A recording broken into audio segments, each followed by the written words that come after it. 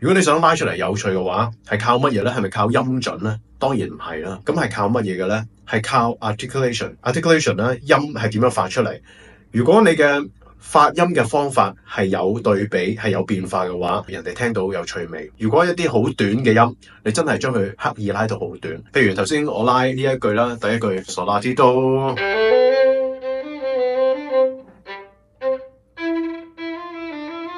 大家睇到啦，兩個好短嘅 staccato，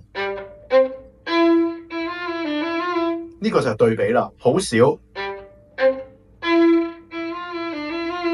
曾經有人問我，我如果用咁多弓嘅話，咁我支弓會好唔定啊，或者我點樣可以喺咁短時間去用到咁多呢？首先要留意你嘅手踭關節係咪放鬆。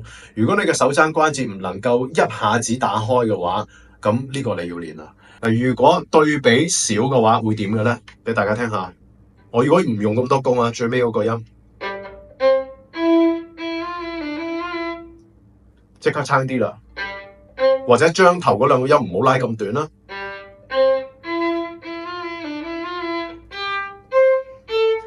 即刻係有一種令人眼瞓嘅感覺，所以對比如果夠嘅話，嗰首歌一定會變得有趣。